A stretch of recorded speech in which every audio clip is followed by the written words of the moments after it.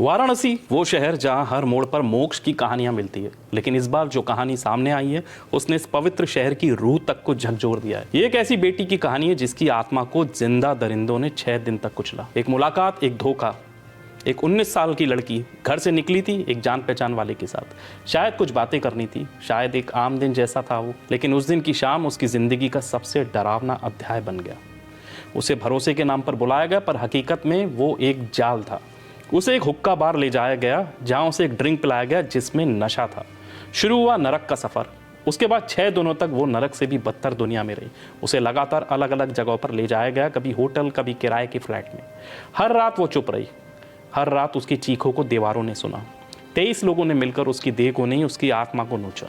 कोई जान पहचान वाला था, कोई होटल स्टाफ, तो कोई सिर्फ तमाशबीन। जब लौटी तो टूट चुकी थी। किसी तरह 4 अप्रैल को वो घर लौटी। कमरे में बंद हो गई, ना कुछ कहा ना कुछ पूछा। माँ ने धीरे धीरे बातों में उससे सच्चाई निकाली। जो सुना वो हर माँ के लिए मौत जैसा होता। माँ ने हिम्मत दिखाई।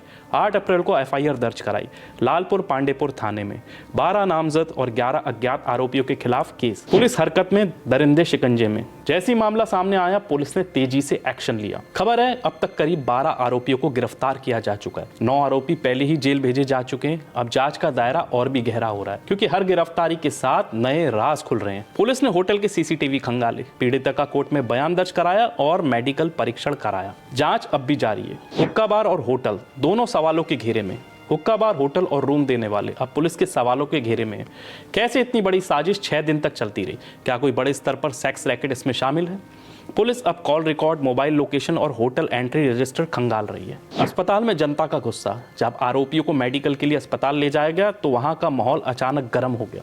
भीड़ ने एक आरोपी को पकड़कर पीटा। पुलिस को कड़ी मशक्कत करनी पड़ी। लोगों में गुस्सा था, दर्द था और एक ही मांग थी, फांसी दो इन दरिंदों को। कोर्ट में बयान, हर शब्द में चीख। मजिस्ट्रेट के सामने जब लड़की ने अपना बयान दर्ज कराया तो हर शब्द एक जख्म था, हर नाम एक नफरत भरा चेहरा। उसने साफ साफ बताया कब, कहां, किसने उसके साथ क्या किया। अब सबूतों की लड़ाई है और पूरी उम्मीद है कि इंसाफ होगा। माँ की पुकार, मेरी बेटी के लिए इंसाफ दो। माँ की आंखों में आंसू है पर दिल में आग भी है। वो कहती है अगर मेरी बेटी को इंसाफ नहीं मिला तो कौन सुरक्षित है इस देश में? सवाल जो हर दिल को कचोटते हैं। इतने सारे लोगों की मिली भगत के बावजूद कोई क्यों नहीं बोला? क्या शहर के होटल और हुक्का बार इस तरह की गतिविधियों का गढ़ बनते जा रहे हैं? और सबसे बड़ा सवाल, क्या हमारी बेटियां कभी सुरक्षित हो पाएंगी? ये कहानी वाराणसी की है, लेकिन इसका डर पूरे देश को लगना चाहिए। ये चीख सिर्फ एक लड़की की नहीं है, ये चीख है हर उस इंसान की जो इंसाफ की उम्मीद रखता है। अब सिर्फ एक मांग है, इंसाफ, सख्त इंसाफ और जल्द इंसाफ। जय हिंद।